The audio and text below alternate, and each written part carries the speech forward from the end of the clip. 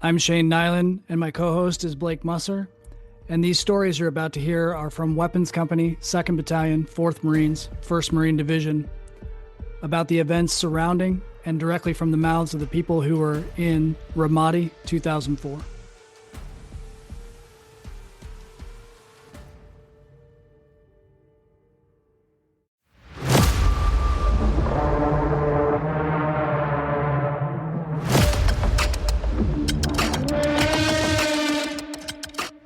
Cool, man. Well, let's tell everybody who you are. All right. Manny Gonzalez. I was a corporal. I was assigned with MAP 2, Humvee number 5, with Staff Sergeant Coleman. That's very specific. Nice. Yes. I was a combat casualty replacement. Yeah, man. And we were part of the first 100 to get sent back. And it's interesting how I found out I was going back to Iraq. I don't know if I told you this story before, but no, I had never heard it. Robert Hampton and I were in Minnesota, Minneapolis, Minnesota. The Marine Corps is making a video game called Close Quarter Combat First to Fight. I do remember that video game. That's funny. Yeah. So they sent, I believe, 12 Marines from the West Coast and 12 Marines from the East Coast to go sample this game and give our 2 cents. You know, the uniform, how you would enter a house, rush down the hallway, go upstairs, how you would exit a building, how you would stack. They wanted us to give feedback on the way the uniform look, just the way we would put our magazines. Is this where we put our, whatever it may be. That the eagle globe and anchor look correct, that our boots look like they're tied correctly, the left over right, the lacing. They wanted every little detail, every little feedback. So we were part of that team that went out there. And believe me when I tell you, I've always hated video games. I got sent there as a punishment. I got an argument with my lieutenant, and he took someone off and put me on there to go with these guys because he knew I hated video games. I tell you. That's too funny. That's awesome. That's a very Marine Corps punishment. That's fucking hilarious. I tell you, I was so mad that I had to go, but it turned out to be a lot of fun. I got in an argument with a lieutenant colonel, because I did not want to play the video game. And he's like, "Come here, Marine, you need to play this game." I was like, "It's not I'm not playing this stupid stuff. I'm not doing this." So he allowed me just to get a notepad and just take notes and just write how I would enter a room, how I would go up the stairs, how I would clear a hallway. I would look at their uniforms. I listened to the sound of all the grenades, the weapons that were being fired, and I just gave my feedback. What did you think? I was done playing video games. I'm curious, what did you think of the game at the time? It's not related to that, but it's an interesting anecdote, man. Well, they let me play on God mode because I kept getting killed in the first 5 seconds of the game. And I think if you are a gamer, you would enjoy it. Yeah. I believe they made 2 versions, one a military version and a civilian version. Yeah, they did. One with blood, one without blood. Yeah. And when you get assigned your team, you can actually see our faces and our names on the characters. Oh. So, yeah, if you actually type in Close Quarter Combat First to Fight, you can find Hampton. I think that's the only one I've been able to find is Hampton's name and face. Oh, too funny. So you can still see that. Our names were in the credits. That's super awesome, man. We were there when I get a call from the XO, Lieutenant Dunkelberger, and he said, "Hey, we got some bad news. There's been a lot of casualties in Iraq, and they're looking to send 100 people back. And we're going back to replace wounded and killed Marines." And I asked if we can fly back that day so we can start preparing for that deployment. And he said, "No, the Marine Corps ready to pay for you to stay there 3 more nights. And you're not leaving because it's already paid for."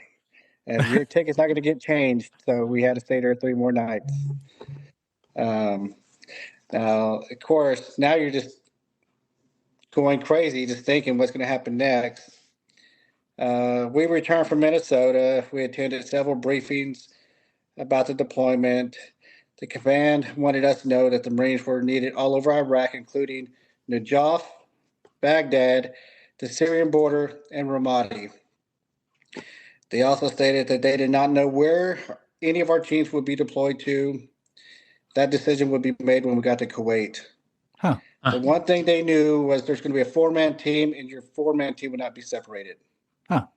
It's funny because when we talked to Fox, who was in kind of a similar situation, it seems like, and it may have been because he was fapped out and was coming off of a FAP, that he didn't get very much information. Sounds like you got a lot more information than he did, which is probably a lot easier on you, at least. Well, at the time, I was the FTC chief and acting section leader. So I had, I talked to the XO and the gunny all the time. So I think I was able to get a little bit more information. That makes sense. Now Fox, that's a different story. He got fapped out without me knowing. And I got mad at Fox. That's a different story, though. I don't know how he got fapped out without. Yeah, he got an argument with the staff NCO, and next thing you know, he's gone. I was like, where the hell is Fox? He's gone. I was like, how the hell did he get out of here? I did not see that coming. But of course, just to throw it out there, this would be our 3rd deployment in 3 years. Yeah. Of course, we did the initial MEU, 31st MEU to Okinawa, and then we did the initial evasion, and then heading to Ramadi. And I think each time was about between 4 to 6 months of rest and heading back. Yeah. But I will say this, during the briefings, they did talk about some of the firefights that took place, specifically the IEDs, adding more ammo to your, LBV or your flak jacket, and specifically to wear goggles or glasses that were ballistic. We started getting information that people were losing their eyes. Yeah. And that was probably the scariest thing I heard at the time. It's like, holy smokes, I never thought about that because I never wore glasses or goggles, anything the entire time I was in the military. And that's when I finally decided to purchase my first pair of glasses. And they said, make sure you're ballistic. Huh. So I think I got some Wally X's. Is that what they called? Yeah. Yeah. Yeah. So that's what I did. And I went out and purchased more magazine pouches because I wasn't sure what we were going to get when we arrived to our destination. I had no idea where we were going, but I was making sure I had my own extra magazine pouches just in case I wanted to carry more ammo. So, and this. So you're up in Minnesota in like the end of March, early April. Is that right? Okay. Yes. And I was just dying to get back so I could figure out, what else can I find out about this deployment? And initially the XO said I did not have to deploy because he wanted me to stay behind and help train all the new, boot drop. And we also received some new guys from security forces that were coming in. So he said, no, I want you to stick around and help us train. And initially I was like, I don't know what's happening. I haven't talked to my brother yet. I don't know what he's doing. If he's going, I'm going. And of course, they're telling him the same thing, and he's telling them the same thing. If he's going, I'm going. And at the end of the day, we both end up deploying. So yeah, I mean, you were in a unique situation where you were in not just the same company or the same battalion as your brother. You're in the same platoon with your brother in the same job. Yes, actually, from day one, we actually went through boot camp together. I was lead series, he was follow series. We did not let anybody know that we were brothers until halfway through. My brother was loved by all the freaking, gunny, what was his name? Gunny. He was a big, old, strong guy. My brother was a house mouse. Or house mouse. Is that what they called? Yeah, the house mouse. Yeah, that's funny. With the company Gunny. And so the company Gunny was giving him snacks and talking to him, just having small talk. And he told him that he had a brother here. And he's like, "Are you serious?" And so they called my senior, and I got to talk to the company Gunny. He gave me the option to stay in my platoon or reconnect with my brother. No shit. And I wanted to leave so bad and go to his platoon, but my senior threatened to kill me if I left. We were the booger platoon. We were last in everything, specifically PFT. It was the most embarrassing thing ever. I think we averaged I bet it was the boot camp low average of 220 or something like that. Oh, wow. It was embarrassing. Wow. Yeah. Oh, yeah. They did. For 2 months, they made me stay up and do pull-ups with all the fat bodies. I was getting ready for final PFT. No, they woke me up at midnight, and they said I could not go to bed until 2 o'clock. And they had a list of all the fat bodies that couldn't do more than 3 pull-ups. Oh, it was embarrassing. So every day we were doing pull-ups. They were hanging on the bar. I had to give them daily updates on the fat bodies. Have they improved? Are they getting fatter? Are they getting worse? If I told them that they were getting worse, the drill instructor would thrash the body because he said they're gaining too much weight. They need to lose some. It was terrible. So they would not let me leave the platoon. So I was stuck there. That's funny. But same thing. We went through the School of Infantry. We got to the fleet. We were assigned to the same company, same platoon. Yeah. And, we got to deploy together all of our tours. I'm surprised that they let that happen, man. I mean, I'm very happy for you. I'm just surprised that it. Same. No, and at one point there was discussion about deployment to war, if we could both deploy. And they said since we did not have someone in our generational family tree that died in a war that we could both deploy. That was their excuse, but I don't know. Interesting. We weren't complaining. We were ready to deploy. Yeah. And so when you guys were with 3-5 and you were part of the initial invasion, do you happen to remember what route you went up through? Did you guys go up through Barwana? That's what I remember, I think. Well, I didn't bring those notes, but no, it's okay. I was just curious. Now, I will say, I know you guys mentioned before in your previous podcast that you guys, went through the line of departure. You guys had a pretty long, convoy. Yeah. Oh my gosh. When the initial invasion happened, I can't remember how many miles of convoy we had going through. It's like 9 miles or 6 miles or something outrageous, right? So it's a log train. I know when we crossed, we had the 7th Marines went in first. They were the assault element. They did an excellent job. Of course, we're 5th Marines. We were not far behind them, but I think I have a map of where we went through, but I cannot remember. No, it's okay. I was just generally curious. No, and I actually wrote some notes. One of the things, the big difference right off the bat between that second and third deployment was we were actually allowed to be mortarmen, right? Yeah. Myself and Hampton are both FDC. Fox is FDC. My brother's an FO. Mm-hmm. Mike Martinez is an FO. Mm-hmm. And I actually documented our first mission. I was going to go over that real quick. Yeah. Of course, we had an aluminum round pop up because it was a night mission. And we dropped a couple of rounds just to get on target after our adjustments. We hit our target, and they said fire for effect, and we dropped 35 rounds on our target. Oh, wow. I did not write down what our target was, but we did fire for effect. And then the FO called us and asked us to do another 20 rounds, shake and bake. So some HE and RP on the target. Baby. So that was the first mission that we had. And I think that's a dream mission, man. It was to do that in your initial mission, to have a shake and bake put in there. That was amazing. Man. Blake is now dying with jealousy because he was he was our FDC chief, so that's hilarious. And I never got to do shit. No rounds in anger. I'm so pissed off about that.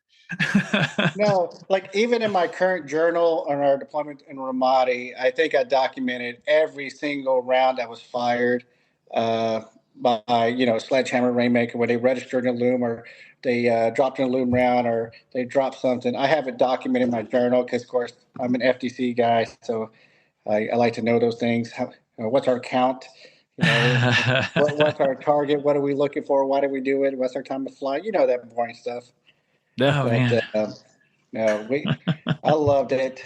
We actually dropped the most rounds out of all the mortar weapons company out there. So we ended up getting the presidential unit citation. We dropped a lot of rounds out there. It was a lot of fun. We got to work with naval gunfire. We got to mark some targets for SEAT. Nice. That's awesome, dude. It was a lot of fun. A lot of fun. Of course, it's a different. Of course, let me keep in mind that only lasted for about 3 weeks. After about 3 weeks, we didn't drop any more rounds after the initial war. After that, it came down to patrolling the cities. Taking the civil affairs group out. Checking on the schools and agricultural buildings, the government centers, stuff like that. So that changed everything. But being a mortarman, it lasted for about 3 weeks, and that's about it. More than I got. But after that, it changed to what we see now is, training for, patrolling, kicking doors, suppressing the enemy, movement to contact stuff. So everything changed. And it was completely different. I'll say that. And so, if I remember correctly, you guys came to us around May 12th, May 13th, somewhere around there. May 11th. 11th, yeah, good. Yes. And I think it happened pretty fast. From the time we left March Air Force Base, it was May 4th, and we got to Ramadi May 11th. Now, I will say this. They were very prepared for us to arrive. I mean, it was completely different. I think when we got there for the initial war, there's a lot of cluster. They weren't prepared for people coming in and staging where to send us. But I thought things were very organized when we got to Kuwait. Some of my notes said we flew from Germany to Kuwait. March Air Force Base took 23 hours. Once we arrived, we had buses waiting on us. They were on time. We were escorted by the Army to Camp Wolverine. And then from there, we had to attend a 30-minute safety brief. And then they told us we were going to be flying to Al Assad Air Base. Once we got to their air base, we were assigned to 7th Marines at the time to stage. The commanding general came out and spoke to all the combat casualty replacements, and he described all the hotspots in Iraq. And after that, we ended up taking a C-130 to TQ. Yeah. Let's see, we stayed there for 2 days before a 7-ton took us and escorted us to Ramadi. And that was actually my first time to ever be on a 7-ton. Yeah. Yeah, so they gave us 60 rounds each, and we're going to drive a 7-ton. And keep in mind, our brief told us that Ramadi is the most dangerous city in Iraq. And they said, hey, all we're going to give you is 60 rounds. Here you go. keep your head down. Oh, my gosh. That was scary. That was scary. I think that was the scariest. That's probably the scariest I've ever been, just traveling in a 7-ton from, TQ to Ramadi in a 7-ton. Yeah. No, but as soon as we arrived, we beat up with Sergeant Major Booker. And I mean, he was awesome. He greeted us. He shook every single person's hand. He introduced himself and explained to us why we were there. And he explained where he needed some bodies, and he asked what our MOSs were and what company we came from, and I explained to him that we were weapons company. We love to stay with weapons company, and he said, "Well, good. You guys go to map 2." Nice. And as soon as we got there, we met up with the team. I mean, I felt like I think the first 3 people we met was Nyland, Randall, and Swede. That sound right? Yeah. And you guys were, I mean, amazing. You guys said, first thing you said is, "What do you need from us? What can we do to help you get comfortable? What can we do to, I think you sent someone to grab our gear. I mean, I think you sent someone to grab something that we had in our hand. And then I think the first thing I said is, "Do you guys have any ammo?" they gave us 60 rounds. And someone had one of your junior Marines come up there and take all my magazines and load them up. And then Randall got mad because he said, "What are you doing? You don't know how he wants his tracers." Yeah. I said, "It doesn't matter. I'll deal with my tracer round later. Just fill them up." That's such a Randall thing to do. That's really funny. Yes, and I ended up bunking, I think, the second bed from the front door. Who was I next to? Was it Matroka and Miranda? I believe. I feel like Miranda was closer to my end, back towards where the bathroom would have been, and but Matroka was definitely on the end. I know we shoved all the beds down and made space for you guys when we found out you were coming. Yeah, I know Hampton and John Mark went to the back. Yeah.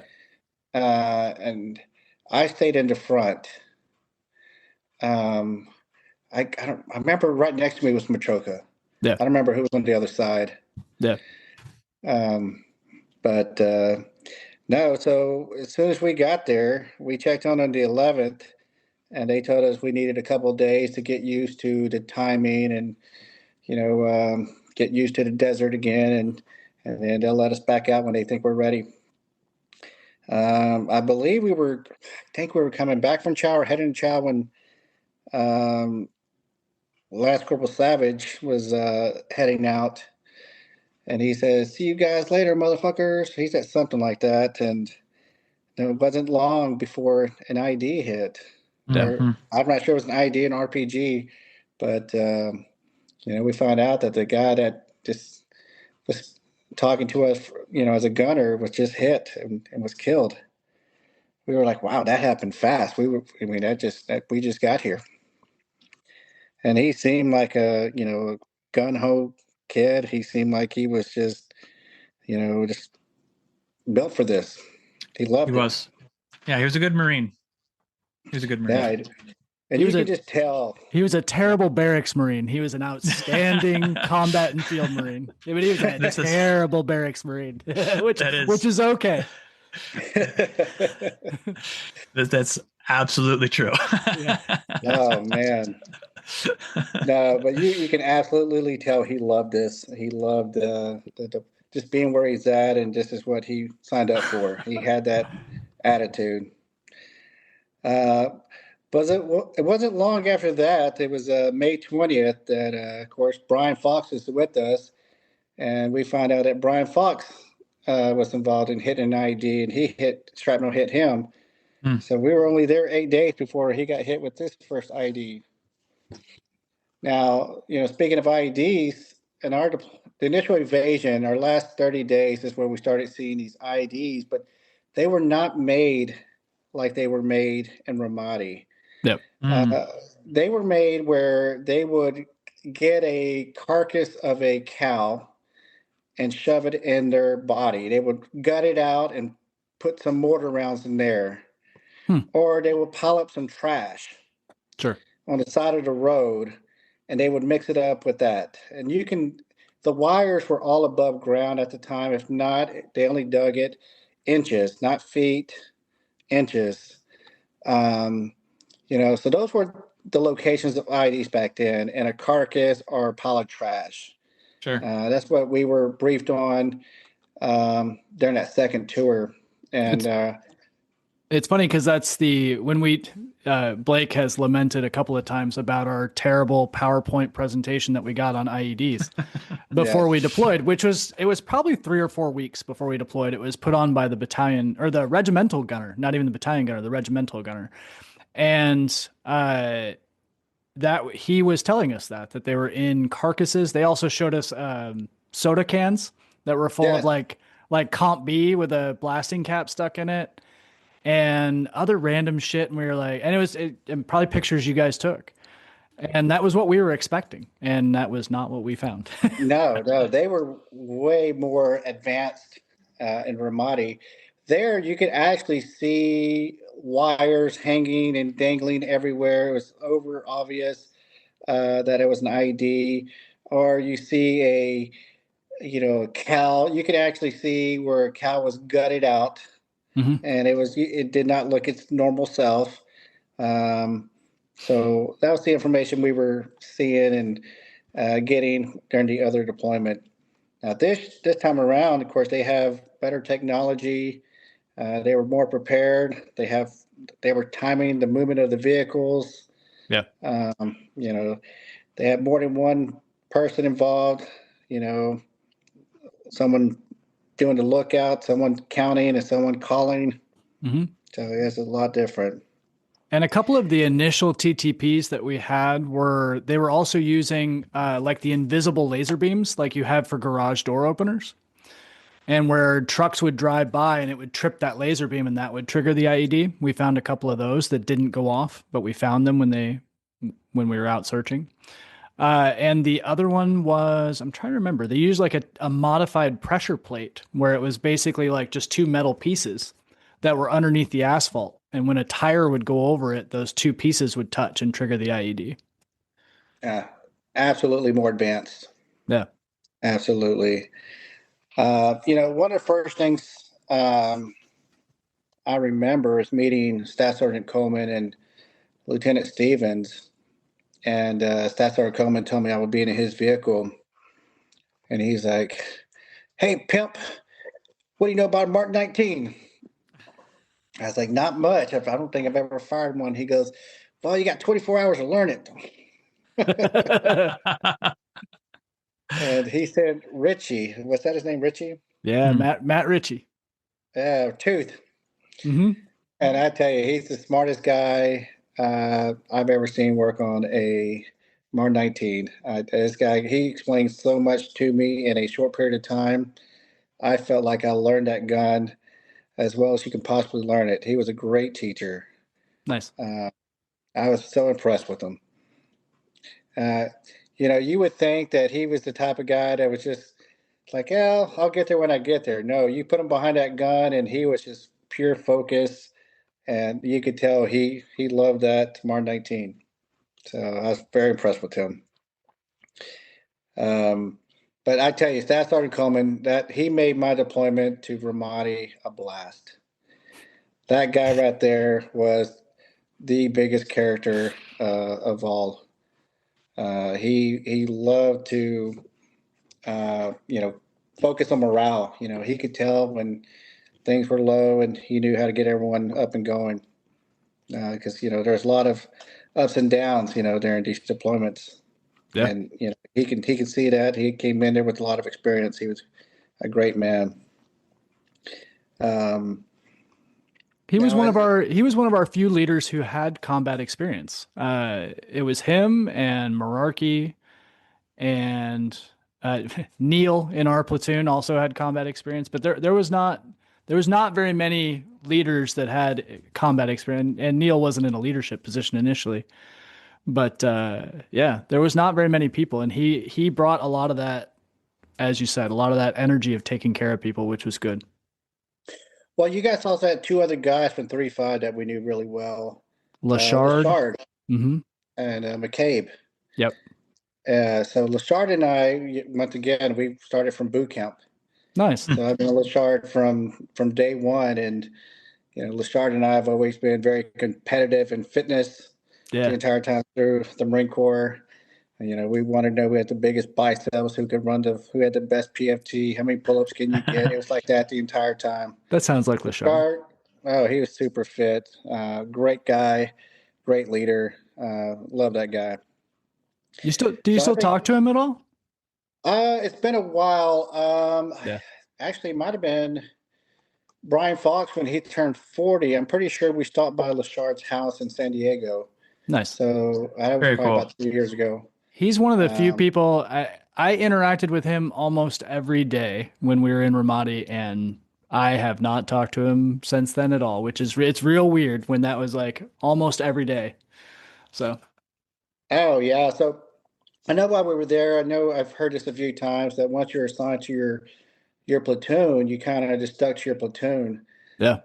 I felt like I connected to, of course, Map 2 and Map 3 the most, mainly because I knew Lashard and he introduced me to his guys. And I mean, he loved his guys and he introduced me to everyone. And of course, they're always cracking jokes. Yeah. So, he kept us entertained. Now, on May 26th is when I was involved in my first IED. We were escorting the battalion commander, and the IED hit between my Humvee and my brother's Humvee. Mm-hmm. Oh no, good. Holy, yeah. So when it went off, it was, of course, smoke and dust and rocks everywhere. And of course, my brother's vehicle directly in front of me, and he's in a high back. Yep. And I just wait for the dust to settle to see, what's on the other side. That's when you realize, man, they're going after those high backs. They're absolutely aiming for those high backs. No, that was scary. But I had pictures of all the vehicles that we drove out there, and those high back pictures are people just think they're from Vietnam. Right. I mean, so many different layers, so many different sheets of metal. People don't believe this is what was used during the Iraq War. Mm-hmm. People think that has to be from Vietnam. There's no way there was send Marines out there with that type of truck. That is crazy.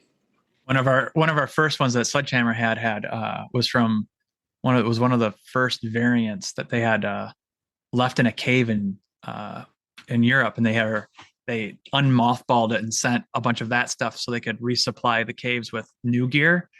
Oh, wow. And so that thing was a piece of shit. Fell apart almost. But and by the time we got it, it was 40 years old. I mean, it never used. It only had like 100 miles on it, but it was literally from like 1987 or something like that, or 6 or whatever. Yeah. Like transmission took a shit immediately. Anyways.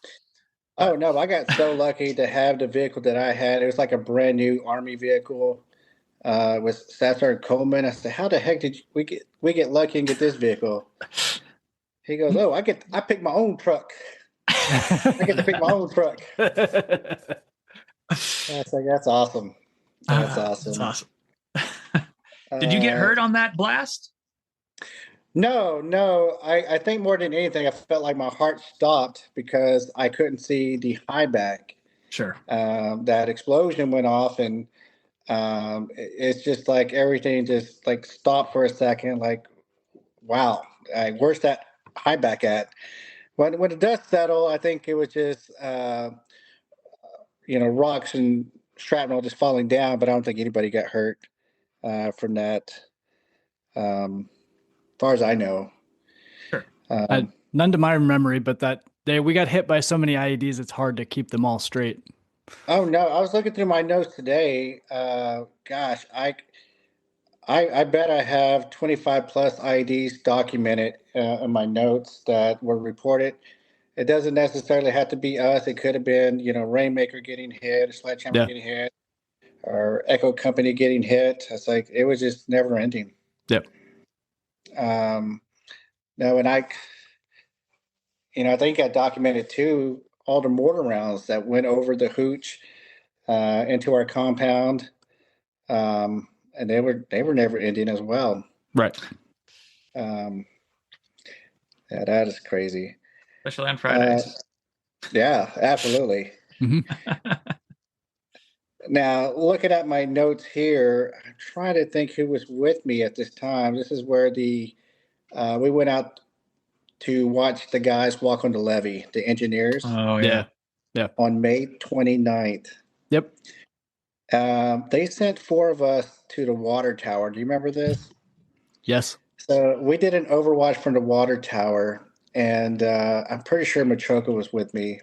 I'm pretty sure maybe John Mark and one more. I don't know if it was Neil or Miranda, but we were up there, and I was facing the engineers, and I'm watching them with the ACOG, and I was wondering, like, what is he doing? I didn't know he was actually walking with a metal detector.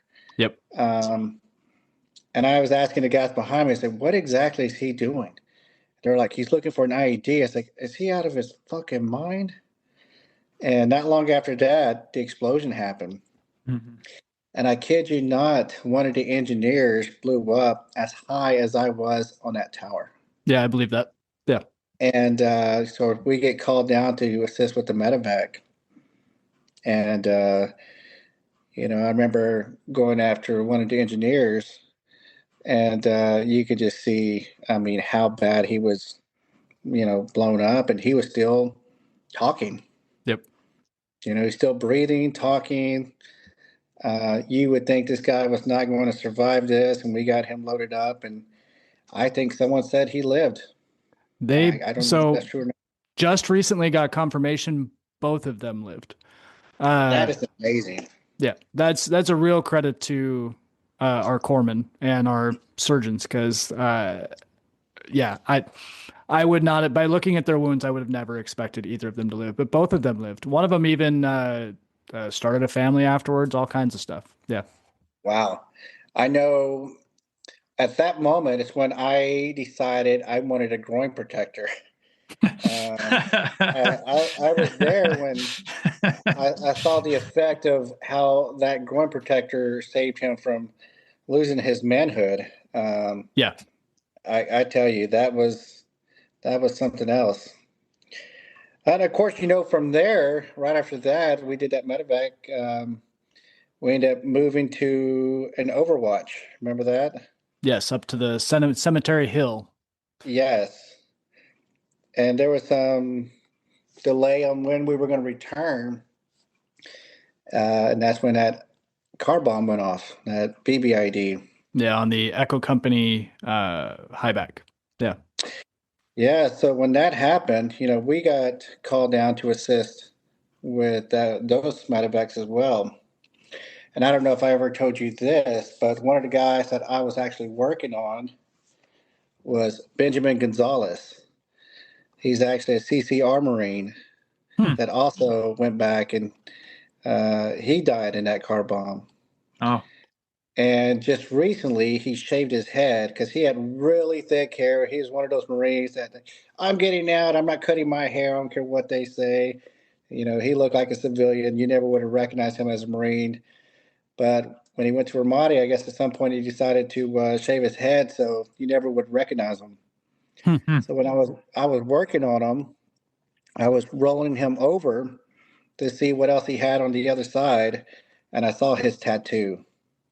His blood. I mean, there was blood all over his face. Of course, he was missing his hand, and then you can just see his wrist there. And I think he had an eyeball out, but he was still breathing. I don't know how these guys are so freaking tough, can take on some of these explosions, but he ended up dying. But I recognized his tattoo, and that's how I knew it was Benjamin Gonzalez. Wow. I don't remember how many died on that explosion. Do you remember how many died? I don't have it written down here. Yeah, because I remember when we loaded the vehicles up, it was a terrible sight. Or that may have been 10 for the day. It may have been 8 from the high back and the 2 and I think they counted somebody else from a different thing that happened that day. But yeah, it may have been. I'm not 100% sure. So now I'm going to go look that up. But yeah, quite a few, a lot more than you would have expected. I remember going through that blast radius and the smoke as it was clearing, and me and Swede were doing expedient triage, and there was a few that were dead right there, and quite a few that were critically wounded. Oh yeah, and that's definitely the biggest VBID. That do you think that one caused the most casualties? As far as I know, it is. Yeah, it was Hmm. the most immediate casualty producing. Wow. Let's see what else I have on my notes here. Looks like June 1st we did bug hunt 3 in the Sophia area. Mm-hmm. Um, we finally got an upgrade in our rifle. They gave us the M16A4 with the ACOG scope. Oh, nice. Actually, I might have got that mixed up on another date, but we got it around that same time frame. What were you carrying before? Was it an A2? An A2. Yeah. Yes. Let's see. Well, not long after that, I got June 16th. Cohen broke his jaw playing volleyball by Webster. That's a good note. Oh man, that is terrible because I remember. I mean, I had it hurt. I think it was wired shut, wasn't it? Yes. Eventually, yes. God, Initially, that he painful. initially he would not leave. He stayed for a couple of days for that broken jaw, but he was having so much pain and difficulty eating that we like forced him to leave, basically. Yeah. Yeah, I have note here at June 17th. Last Corporal Coleman was medevac to Baghdad with my bayonet. Oh no. I have. I don't know why. That's a good I note. don't remember. I don't know why he had my bayonet. He needed it for something, and when he was medevaced, he took my bayonet. I was like, all right, I'm missing a bayonet now. Okay, That's a good note. I'll have to acquire one later. That's right. Let's see. I have June 17th at 0530. We got hit by a mortar attack at the back of Map 3. Map 3 got hit quite a bit. They had their sights on Map 3's hooch quite a bit. Yeah. The back of Map 3's hooch got hit. One of the mortars landed near the COC, and some of the mortars landed in front of the hooch, hitting the mortar pool. But yeah, I was reading some of these mortar attacks. So many happen next to Map 3. Yep. Um, Yeah, they were the very end hooch. And so you're a mortarman, so you would know more than me. But as far as what I remember for the ones that didn't go off, often they were not putting charges on them, knocking the tail fins off, so the mortars were just tumbling through the air. oh, yes, absolutely. Yeah. Yes. I remember being outside, hearing them coming, and I saw people running. I just stood still. I was like, "Where am I running to? Right. I Yep. don't have Nope. anywhere to take cover. I'm just going to stand still and see what happens." Um, let's see what I have here next. Oh, the next one's a good one. June 19th at 02, we conducted a raid on a guy that set up the VBIED on Echo Company. We were the assault element. We drove to that front gate, and I remember we got to that door, and I was like, "Oh, I got this door." And I ran, I kicked that door as hard as I could, and it did not budge. Uh, you know, we didn't have any breaching tools, so I thought I could absolutely kick that thing in, and it did not even budge. And we kicked on that door. I remember, I think there's two of us. I think Miranda might have jumped in on it. And then the owner just opened the door.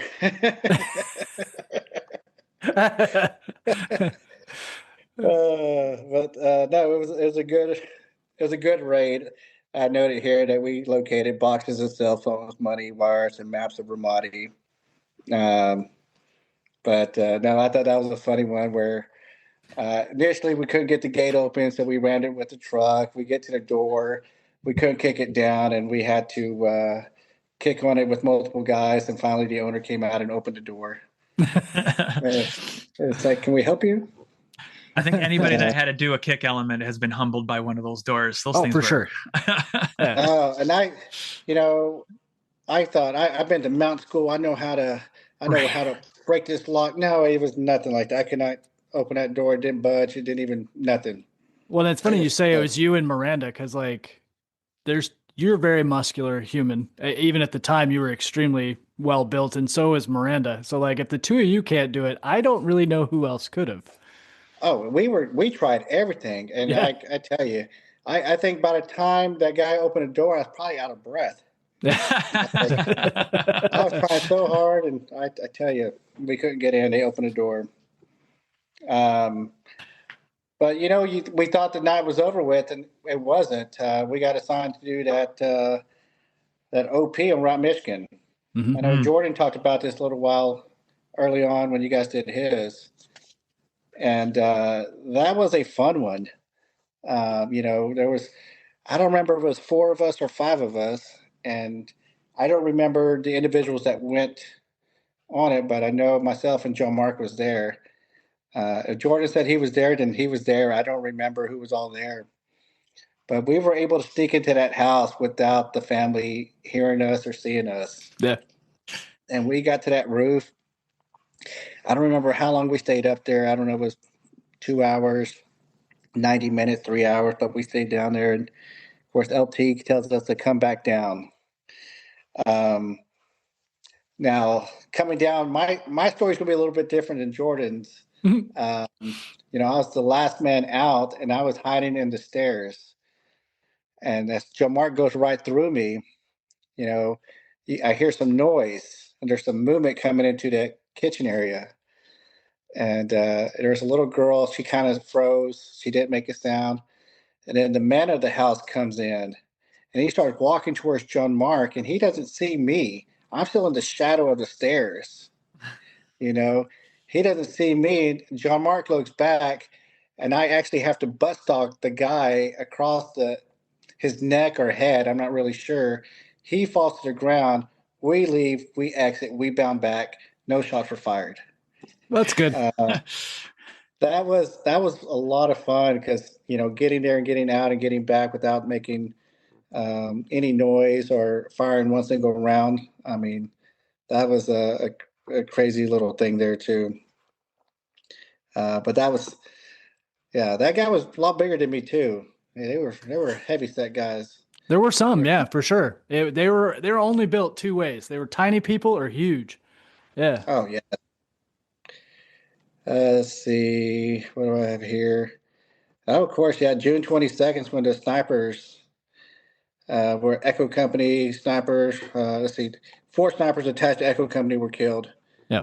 The execution style the insurgents took. Of course, I wrote down in my notes everything that they took: the 4.16 rifles, 4 pistols, 2 sniper rifles, NVGs, other optics, radios. The insurgents videotaped it when they ambushed the snipers, and it was on, Iraq CNN by 1700. Yep. Yeah, it was on Al Jazeera by afternoon, and then the full, I wouldn't say the full video of the execution, but partially some of it was online. Oh, wow. Yeah. It looked like, at least from the video that we got later, was everyone was already dead, but they showed them shooting one of the dead bodies, basically. And it was pretty brutal and pretty disheartening to see, mid-deployment. Well, and it sounds like some of you guys, grew up with those guys, or you guys knew some of those snipers. Yeah. I never got to meet any of those guys, so, but I know how it is to know these guys. Sure. I know with 3-5, I got to know several of the snipers there. We worked out and went through a lot of training together. I went to Hearstmasters with all the snipers. Oh yeah. And that was fun. Let's see what I have here. Let's see. Not long after that, June 24th, the 0615, the Government Center, Ag Center, Iraqi police got attacked. 0730, I've documented that VBIED hit Rainmaker. Do you remember this? I don't. Yeah. But he might. I do. It's a hit Rainmaker. The convoy did not have any major casualties, is what I wrote down. But, of course, we talked about how many IEDs and VBIEDs that we went through. It was like another week, another IED. Right. It was easily in the mid-20s to low 30s for each platoon for that whole deployment. Easily. And might be even more than that. And we got popped a lot. Oh, yeah. Not long after that, I have June 27th at 1530. We hit an IED on Route Michigan on the way to Blue Diamond. This one hit Hampton's vehicle, but no injuries and just damage to the Humvee. It's like the 27th. 28th, What is this one? Oh, the 28th. You know, you mentioned about funny stories or crazy stories. Now, this Yeah. one here was a little out there. Um, we went to Blue Diamond to go to their PX, and Hampton ran into one of his drill instructors. Uh, you know, you know, and Hampton was pretty excited. You know, hey, I get to meet my drill instructor while we're in combat. This is pretty exciting. Let me go say hi. And I'm not going to mention the guy's name. If you ever interview Hampton, maybe he will. Okay. Uh, but that that guy was a staff sergeant, and he was a complete dick. Mm. I mean, Hampton was like, "Hey, I was one of your recruits. I don't know if you remember. I told you I was going infantry, and I thought very highly of you." And the guy pretty much said, "Get the fuck away from me." Jeez. And Hampton lost his mind. Hampton cussed him out, was ready to kick his ass. We had to hold Hampton out, pull him out, take him to the Humvee. Yep, that's accurate. Uh, and what a freaking yeah, he was a complete dick to Hampton, and that's complete terrible. You know, you run into someone that was your first drill instructor, you had a lot of respect for, he treated you like that was terrible. Yeah. I was like, all right, let's not get Hampton arrested in Iraq for punching a staff NCO. Yeah. Let's see. Of course, here it is. July 1st, Matt 3 got hit by an ID. I think this is the one that Sergeant Kenneth Cundy, It is. Yeah. Jr. Now, so I got to spend a lot of time with Cundy because of Lashard. Sergeant, so Lashard, Cundy, and is it Williams? Yes. Yeah, so I talked to those guys quite a bit with Lashard, and I thought very highly of that team. And Lashard, he's a pretty solid guy. He spoke very highly of those guys too. So um, now that was a tough one. That was definitely a tough one for the entire, not just Map 3. I think for the entire company. No, that one hurt. Yep. Yeah, Yeah, they were all a big deal, but I mean, again, I can only speak for map 1, 2, and 3 as far as this goes, but we all trained together and yeah, had spent. We had done that horrible Okinawa deployment right before that, and Condi was there. And it was funny because when he first showed up, he was the same person. He was very vocal, and he had opinions. And we used to talk shit, and everybody, and it ended up being a bonding moment, right? Like it went yeah. from like we're fucking with you, and then it was like no, we're friends with you and fucking with you. And it was yeah, dude, just he was a big personality, but a great leader of that platoon, and it was I don't know, it was a big loss for everybody. It's just weird. It was weird. He was bigger than life, so it was hard to imagine he was the one that went down. Well, one of the stories we heard during our pre-deployment briefing was his story of being shot in the shoulder Oh and yeah, staying in the fight. So that was one of our briefings that we heard. that's Uh, crazy. that was along with of course, people losing their eyes. I remember those two being very important to me. Of course, I wanted to get there and meet the guy that was shot and stayed in the fight. Yeah, So that was pretty cool. Lashard still wanted to tell me, he's like, "Yeah, this is the guy." So, no, that was pretty cool. yeah. It's like, We didn't have anybody lose an eye in our platoon, but Blake's platoon had 2 or 3 people lose an eye. oh just wow, dwarf. Well, in Sledgehammer, but I'm sorry, in Sledgehammer and Rainmaker combined, right. the Yeah. 81's platoon, Yes. it Yeah. was 2 or 3. I think it was 3. oh wow, yeah, Okay. that was scary. Yeah. I know initially I wanted to wear tenant goggles because it was so bright outside. Um, but when we would enter a building, it's like some people could switch from tenant to clear and run into a building because it was so dark. I Yeah. couldn't do that, so I only wore clear goggles the entire time. Yeah. I I said, did the so same. Yeah. you run into a building, it's so dark, you just wanted to just continue moving on. And I think I heard Blake say this before. I think one of my objectives was to get to the roof a lot of times when we get into a Yeah. house, because specifically that's where the gunfire was coming from. So that was typically my objective. And I remember one time I had to switch my goggles out, and I was fumbling. I was like, I was like, screw this. I'm never wearing these tinted goggles again. I threw them in my bag and never saw them again. But no, that makes a lot of sense. I have documented here July 2nd, General John Kelly came in and spoke to us for a few hours. Yeah. Now, here's my notes say that Staff Sergeant Coleman and I were comparing biceps and we measured them. Mine measured at 16.5, his measured at 18.5. These are important notes. This is the real shit. That's awesome. One of the things I can, God bless his soul, Coleman.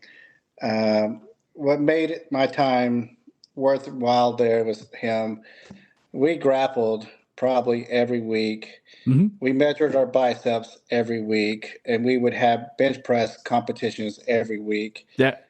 First sergeant would join in too, but he wasn't part of our bicep competition because he would roll us both.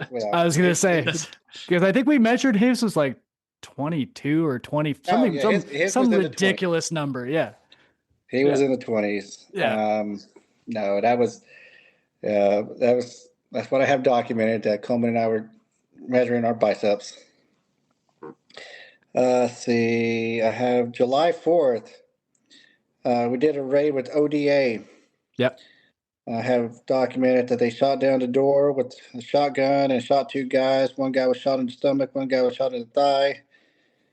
Of course, I documented we completed raid, returned to Hurricane Point. But 2:00 that day, we had a bench press competition. Nice. Of course, it's me versus Coleman. I said I should have won. He bounced it off his chest. That's great. But no, that's how that went. July 6th, Rainmaker hit by an IED right next to Raider OP. Same place we hit one. I even have it documented too when, I'm going to find it in a minute, with one of the guys that fired an AT-4 and a javelin. I can't remember who did that, and I was like, wow, that's crazy. Yeah. To fire that at the same day. Yeah, that was, I'm going to assume the one that fired both would be Cox. I think Cox fired both. Because only two people on our deployment fired a javelin. It was Mackenzie fired a javelin at a VBIED, and then Cox fired an AT-4 and a javelin. I don't know that they were in the same day, but they probably were if that was what your notes were. Let's see. I don't have it on this one yet, but I have that on July 7th, Northbridge had an RPG fire at them from a house. They fired back with the 240, and then they fired an AT-4 at the house. Map 1 shot up 4 cars and found several AK-47s. Let's see. Oh, here we go. July 9th, Northbridge took small arm fire. Northbridge fired an AT-4 and a javelin. Yeah, that was July 9th. There we go. Nice. We got called out for QRF, and we cleared the building, and all we found was AK casings. I think Jordan talked about this one a little bit. Yeah. We searched every single room. Was that a hotel? I don't know, but it had a lot of rooms. That's all I know. It did. I remember I was exhausted. Sledgehammer registered 6 Illum rounds that day. And I was mad. I was like, I want to know the data. I was like, why didn't I know about this? They didn't even know you were a mortarman. So yeah. And that's the one thing I wish I would have done a little bit more, was go out there and kind of meet the equals to me, the FTC guys there, and kind of get a feel for, how it going from mortarmen to their new role and how that was, and how they're using their mortar skills now. Yeah, well, I mean, you can ask Well- Blake. That was the only mission they fired. Yep. No, and they did, and I didn't even get to shoot it. I was the FCC chief, and they didn't even pull me in. And so, Oh my! no, I was pretty bullshit on that one. We were. Yeah. Anyways, I won't. I'm salty on that. So No, I get it. I get it. I think I felt the same way too. I was like, I don't know about these mortars going out. So I was like, who's responsible for this? Here was July 10th. 0730 north side of Hurricane Point was hit by mortars. One hit near the North Bridge door. One near ACP. And Sergeant Williams just left the North Bridge when the mortars hit. If it would have been any earlier, Sergeant Williams would have got hit. He was that close to getting hit. Yeah, that's those mortars. They were just scattered all over the place. Yeah. July 11th, we went to the Ramadi hospital to pick up an EPW. He was shot by our snipers. He was shot in the groin area. It sounds like he was a high-value target. He was medevac to Baghdad. We also received word that Echo Company flipped a Humvee last night. I don't know how they did that, but that's all I wrote down.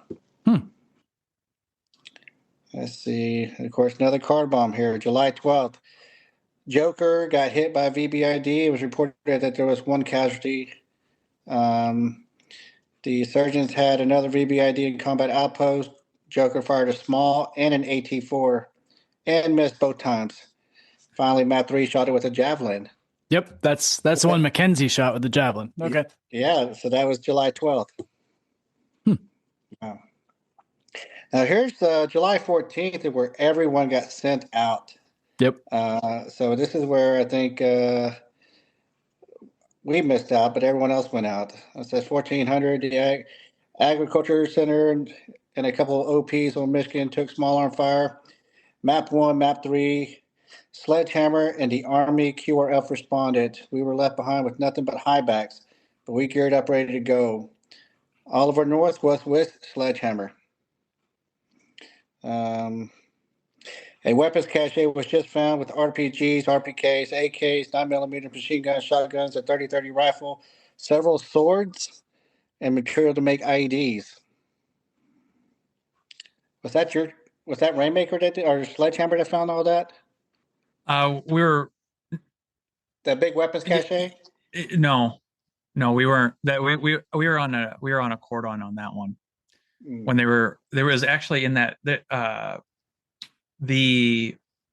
you get the first book that Oliver North did, there's some pictures in there, and there's a picture of a bunch of the guys lined up against the wall. It was like some sort of, it wasn't the government center, but it was something else. And as they were inventorying that, we were already on an outer cordon, and so that was down some alley. It was like, and I don't remember I'm going to totally butcher it, but it was like the Coalition for Iraqi Unity or something like it. It was like a meant to be a political party, but they weren't. They were arming people. Yeah. So. Yeah. Okay.